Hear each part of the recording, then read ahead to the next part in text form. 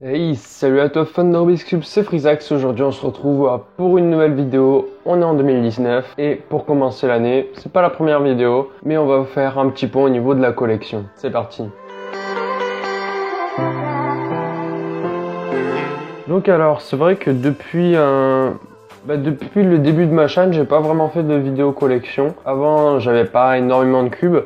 Maintenant, je commence à en avoir un petit peu, pas énormément non plus, mais assez pour pouvoir vous faire une vidéo. Et donc du coup, la voici. Donc comment va se passer cette vidéo? On va voir tous les events officiels, donc de 2.2 jusqu'à 4.4 du coup. Ensuite, on verra un peu tout ce qui est les autres events, donc Pyramix, Megamix, etc. Et ensuite, on verra tout ce qui est pas officiel. Et à la fin, on verra mes mains. Donc voilà, vous aurez pas le 5.5 au début parce que j'en ai qu'un, donc forcément c'est mon main. Donc ça, on le verra à la fin. Donc au niveau des 2x2, j'ai commencé tout d'abord avec un Moyu, un Limpo, que j'ai bien aimé. Mais bon, aujourd'hui, c'est vrai que il commence à se faire un peu vieux. C'était un très bon cube, mais aujourd'hui, vous pouvez trouver bien mieux pour bien moins cher. C'est un cube qui reste quand même bien. C'est un cube qui est même très bien, mais c'est vrai que il était bien à l'époque. Aujourd'hui, on trouve mieux, donc finalement, je vous conseille pas trop de l'acheter, à part si vous voulez que ce soit un cube collection. Mais voilà, donc j'ai commencé avec un Moyu Limpo. Et puis ensuite, mon deuxième 3x3, ça a été le GAN, donc le 249 V2. Donc j'ai pas pris un M, que j'ai pas cherché à magnétiser. J'ai pas commandé d'aimant pour les 2x2. Donc voilà. Après, ça restait quand même un très bon cube, super smooth, très rapide. Des fois, je l'utilise encore, mais bon, voilà. Ensuite, donc on a les 3.3. Donc les 3.3, c'est là où il y en a le plus. Donc forcément, j'ai commencé avec un Rubik's. Mais bon, quand j'ai voulu me lancer dans le Speed Cube, j'ai vite compris que faut quand même acheter mieux. Mais bon, ça, le Rubik's, c'est vraiment un cube que tout le monde a déjà eu un jour, à part si vous êtes directement lancé dans le Speed Cube. J'en ai un deuxième aussi un peu plus récent qui appartient à mon frère. Et donc voilà, c'est vrai que celui-là, il est quand même plutôt vieux, il doit quand même avoir 5 ans. Mais bon, c'est un Rubik's. Techniquement, c'est collection aussi, on peut pas avoir une collection de Rubik's Cube sans avoir un Rubik's. Même si c'est un cube de merde, voilà, c'est la base quoi. Ensuite, mon premier Speed Cube, ça a été Laolong V2. Alors Laolong V2, c'est un très bon cube.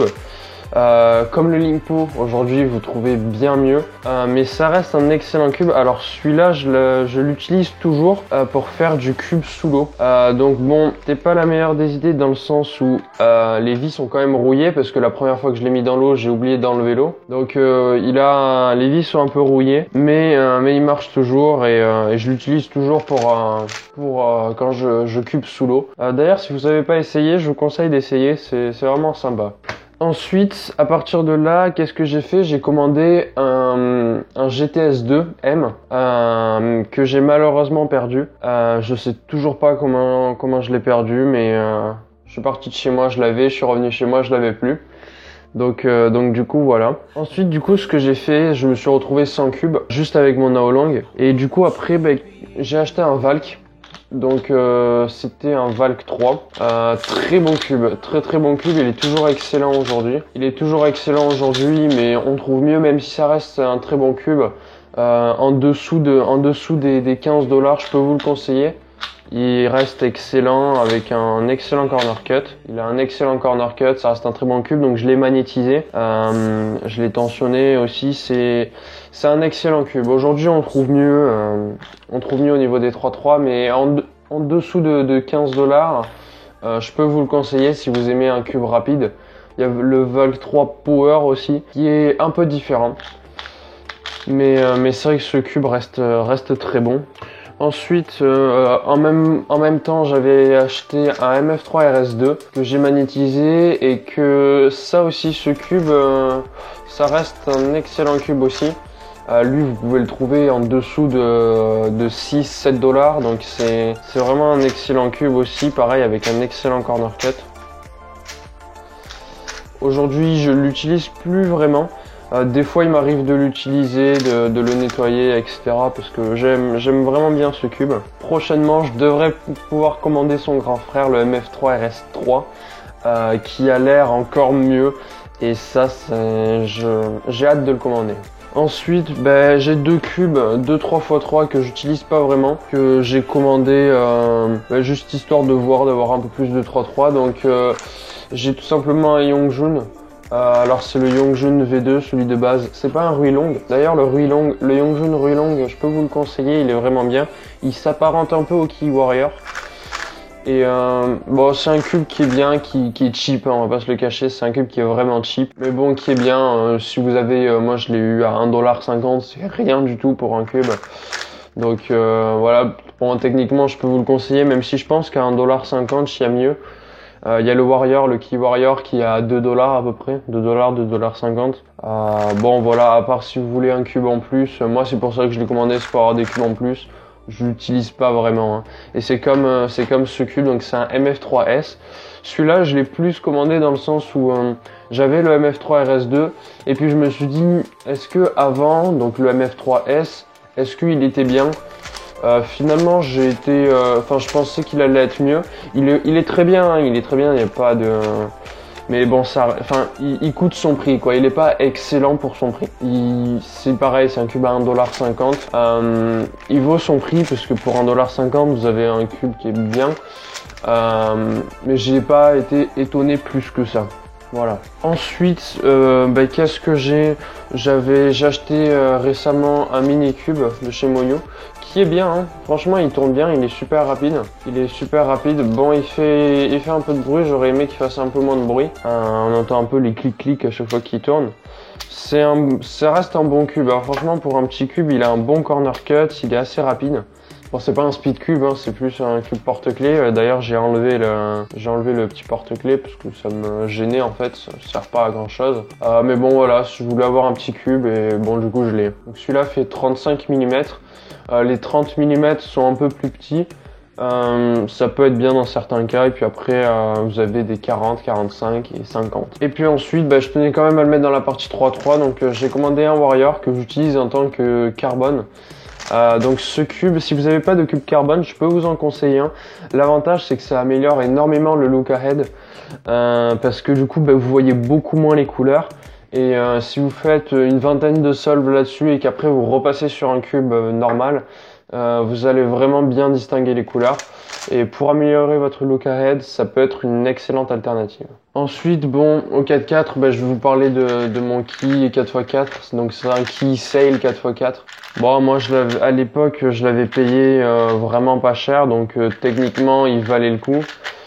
Après aujourd'hui on trouve quand même mieux. C'est pas un cube dégueulasse mais il est pas très rapide et aujourd'hui vous pouvez trouver mieux surtout en 4x4. Donc voilà, d'ailleurs faudra peut-être que j'essaye des 4x4 un peu cheap pour voir qu'est-ce que ça vaut. Je sais que des fois sur certains 3.3 on peut être étonné, mais j'ai jamais vraiment regardé sur les 4x4. Donc voilà, c'est vraiment, c'est un cube, on va dire qu'il vaut son prix quoi. Après c'est vrai que pour un 4x4, je vous conseille pas forcément de l'acheter, on peut vraiment trouver mieux. Ensuite, au niveau des derniers cubes officiels, je peux vous parler du Megaminx. Donc ça a été mon premier Megaminx. Alors bon, c'est pas un Megaminx dégueulasse, il y en a des pires, mais bon, clairement il y a mieux. Je crois que c'est un Pyramix de chez Shangshu. Je suis même pas sûr. Bon, il est bien pour ce que c'est. Après, aujourd'hui, je vous le conseille pas forcément et on trouve bien mieux. Donc voilà. Et puis ensuite, c'est un peu tout. C'est tout en fait pour les cubes officiels que j'ai en plus. Je parlerai de mes mains à la fin. Maintenant, on va voir les cubes unofficiels. Donc le Mirror. Ça, c'est pareil. Le Mirror, je sais pas de qui il vient. Ça, il tourne vraiment bien. Un Mirror c'est marrant aussi. Bon aujourd'hui j'en fais plus énormément, mais je sais que quand je l'avais eu, c'est assez marrant à faire. La première fois qu'on le fait, on galère un peu. Mais c'est un cube qui est vraiment marrant à faire. Bon après tous les Mirrors tournent un peu de la même manière, donc voilà, ils restent tous à peu près bien. Mais bon voilà, un Mirror c'est sympa quand même. Ensuite, pour continuer sur les désaxés, donc j'ai forcément un Fisher, donc que j'ai pris en blanc aussi. Aujourd'hui je regrette un peu, j'aurais préféré le prendre en stickerless, mais bon au moins ça me fait des cubes blancs dans ma collection. Alors, il tourne pas non plus énormément, mais pour ce que j'en fais, ça reste très bien. Enfin clairement, j'ai pas besoin d'un Fisher pour faire du speed cube, mais voilà, en tant que désaxé, j'aime bien tout ce qui est désaxé du 3x3. Et ce cube, c'est un cube que j'aime bien. Dans le même style aussi, j'ai l'Axis. Donc c'est pareil, c'est un désaxé, ça se résout exactement de la même manière. Lui, il tourne un peu de la même manière, autant s'ils sont de la même marque, je sais même pas. Mais donc du coup, voilà, enfin, c'est un désaxé, on n'en attend pas forcément énormément. Mais c'est toujours bien à avoir dans sa collection. Un dernier que j'ai, donc c'est le Blade Cube. Donc lui, il vient de chez Dayang Chen. Donc c'est pareil, c'est exactement comme un Axis, sauf que c'est en forme de diamant. Donc c'est sympa. Il tourne bien. Il tourne mieux que l'Axis. Après voilà, donc ça me fait quelques cubes en blanc en plus de mon 4x4, donc c'est toujours sympa. Ensuite donc on retrouve, donc en fait ça c'est un Floppy Ghost Cube, donc c'est un 3x3x1. C'est sympa, je vous en ai fait une vidéo d'ailleurs dessus il y a un petit moment. C'est sympa à faire, j'en fais de temps en temps. Donc celui-là on me l'avait offert, c'est un Yongjun de mémoire, et donc du coup c'est marrant à faire, ça fait un petit cube, on peut faire des trucs marrants avec, donc ça c'est sympa comme cube. Ensuite donc on retrouve un Master Morphix. Donc le Master Morphix c'est un cube que j'aime bien, c'est un cube qui est super fluide en fait, genre c'est un peu comme un Axis, mais cette fois vous avez que 4 couleurs au lieu de 6. C'est un peu plus compliqué, je vous en ai fait une vidéo dessus. De toute façon tous les cubes que vous voyez ici, je vous en ai fait une vidéo, et du coup c'est un cube que j'aime bien, ouais, effectivement. Puis c'est joli à voir, surtout en stickerless comme ça. Donc c'est un cube de chez Mofangje, une marque que j'aime bien. Ensuite donc j'ai une Magic Ball, je vous en ai jamais vraiment parlé. Voilà, enfin c'est pas vraiment un cube en fait. Il n'y a pas besoin de faire de vidéo dessus parce que c'est totalement intuitif. Je connais des gens qui savent pas du tout faire de cube, qui arrivent à le résoudre. Donc voilà, c'est sympa, c'est marrant. Ça me fait penser un peu au robot de Star Wars avec un peu ce design. Bon, pas avec toutes ces couleurs, mais ouais, c'est toujours sympa à avoir dans la collection. Si vous voulez que je vous en fasse une vidéo, dites-moi là en commentaire, mais pas sûr que ce soit vraiment la vidéo la plus intéressante. Ensuite, forcément, j'ai deux cubes à l'époque où McDo faisait des petits cubes. Donc moi au début je voulais bien avoir un 2x2, un 2x2. Bon, ça reste des Rubik's, hein, mais c'est toujours sympa. C'est vraiment complètement des cubes collection. Après ça permet d'avoir des 3x2x1. En fait les deux c'est les mêmes, sauf que celui-là est un peu plus simple parce que vous avez un côté qui est arrondi, mais bon vraiment c'est pas compliqué, il y a pas beaucoup d'algo, enfin il y en a qu'un quoi, et puis c'est des algos intuitifs. Ils tournent pas forcément bien, surtout celui-là il tourne pas forcément bien. Après bon, ça reste quand même des cubes marrants à avoir dans la collection quoi. Donc ensuite on va parler des mains. Donc on va les faire dans l'ordre. Donc pour commencer, mon main au 2x2 c'est le MGC 2x2. Alors c'est un cube que vraiment j'avais commandé en me disant bon apparemment il est bien, on verra. Vraiment je pensais pas que ça allait devenir mon main parce que j'adorais vraiment le GAN de 4.9. Mais finalement c'est vite devenu mon main parce que il est quand même beaucoup plus rapide. Il est magnétique donc ça aide un peu, et puis voilà, c'est un excellent cube, vraiment je vous le conseille. En 2x2 c'est vraiment un cube que je vous conseille, c'est limite un des moins chers et c'est un des meilleurs. Donc vraiment c'est un cube que je vous conseille. Ensuite au niveau des 3.3, je dirais que j'ai deux mains, vous allez vous en douter. Donc c'est le GAN, donc c'est le 356R que j'ai magnétisé, donc le 356RM, et le GTS 3M. Alors c'est deux cubes que vraiment ils sont excellents, les deux sont excellents. En compétition en fait ça dépend vraiment. En fait j'arrive toujours pas vraiment à me pencher soit sur l'un soit sur l'autre. En fait on va dire que les deux sont mes mains en fait, parce que d'un côté vous avez un cube qui est très lent, qui est très smooth. De l'autre côté, vous avez un cube qui est très rapide et qui peut être vachement smooth aussi. Et en fait, ça va vraiment dépendre de comment j'ai envie de cuber. Pour faire de l'OH, en tout cas, c'est vraiment le GTS 3, mon main. Le GAN est un peu trop lent et avec des aimants un peu trop puissants pour l'OH, donc c'est pas vraiment bien. alors que le GTS 3 est quand même vachement rapide. Donc pour l'OH, c'est pratique, ça permet de pas vraiment se fatiguer les doigts. Après voilà, en début de compétition, j'utiliserai plus le GAN. Quand je suis pas vraiment chaud, j'utiliserai vraiment plus le GAN. Après, si vraiment je suis chaud, que j'arrive à bien maîtriser le GTS 3, j'aurais peut-être un peu plus tendance à le prendre. Sinon, je pencherai vraiment plus sur le GAN. J'utilise vraiment plus souvent le GAN.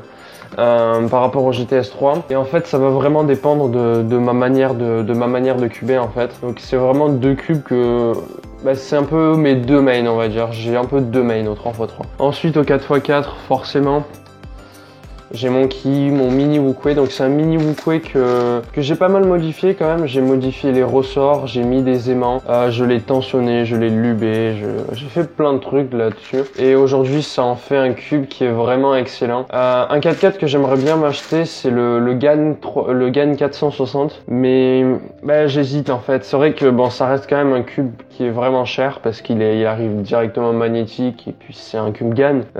Et puis c'est d'après les avis que j'en ai entendu, il est pas forcément mieux. Donc du coup, j'hésite vraiment. C'est un cube que j'aime bien au niveau du design, je le trouve magnifique. Tout comme le 356 d'ailleurs. Hein. C'est deux cubes que je trouve magnifiques. Et vraiment, j'hésite, mais pour l'instant, clairement, ce cube est excellent. Le mini Wukwe est excellent parce que voilà. Je sais même pas si qui va vouloir en sortir un deuxième encore mieux. Pour vraiment battre à plat de couture toutes les autres marques, mais surtout après avoir tensionné les ressorts, vraiment c'est un cube qui est encore mieux, il est encore plus rapide, il est super contrôlable, donc voilà. Ensuite au niveau du 5x5, bon le seul, l'unique, je veux dire, à mon avis ça reste quand même le mieux. Il y a Moyu qui en a un de 5x5, je crois c'est là au Shuang GTS, qui apparemment est bien.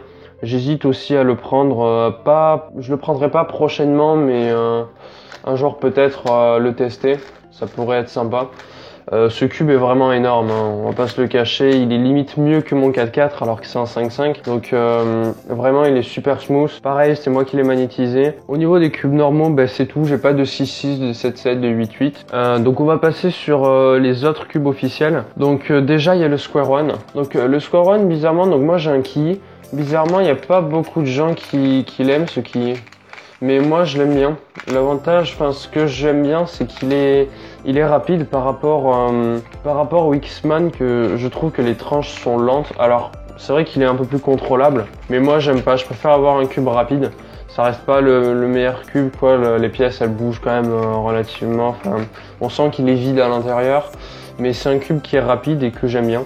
Peut-être que je commanderai le X-Man pour voir, peut-être en tant que... Si j'utilise un peu plus souvent ce cube, est-ce que je m'habituerai à son feeling? Mais pour l'instant, j'ai un ki et il me convient vraiment très bien. Ensuite, on a le Scube. Donc le Scube, j'utilise un X-Man Wingy comme à peu près tous les cubeurs du monde. J'ai commencé avec celui-là parce que il est sorti au moment où je voulais m'acheter un Scube. Donc je me suis dit autant prendre le meilleur directement, je vais pas m'embêter à prendre un cube, sachant qu'il est pas non plus super cher pour un Scube. Il y a Moyu qui ont sorti un nouveau Scube magnétique qui a l'air vraiment très bien. Peut-être l'acheter pas tout de suite. Le Scube j'en fais mais pas énormément. Donc voilà, après c'est un cube qui me convient vraiment bien. C'est un cube magnétique qui est très bien. Donc voilà, je vous le conseille. C'est vrai que le nouveau Moyu est quand même vachement cher, hein, quand on dépasse les 23-25 $ pour un Scube, ça commence à faire pas mal. Mais bon, ça reste un excellent Scube celui-là. Ensuite, donc on retrouve le Pyraminx. Donc le Pyraminx vraiment, c'est pas le pire Pyraminx. J'en ai déjà vu des pires, mais bon, c'est vraiment pas le meilleur. Aujourd'hui, il y a le X-Man Bell qui est vraiment beaucoup mieux, sachant que c'est pas un Pyraminx magnétique. C'est un Pyraminx à billes, donc c'est vraiment pas le mieux aujourd'hui. Donc voilà, donc il y a le nouveau Pyraminx de chez Yuxin qui est sorti, qui est apparemment, selon certains cubeurs, mieux que le Bell. Donc pourquoi pas l'acheter.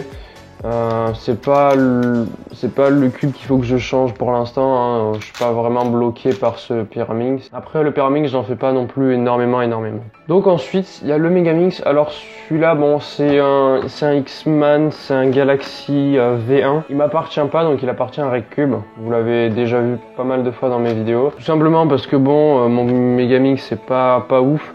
Et lui, vu qu'il a le V2M, voilà, donc du coup il me le prête, donc je le remercie. Peut-être récemment, j'hésite toujours à acheter le V2 LM parce que le V2M vraiment je l'aime pas. Le fait qu'il soit petit, j'aime pas, je trouve pas ça pratique. Et du coup vu que le V2 LM est sorti, donc c'est exactement le même, sauf que il fait la même taille quoi.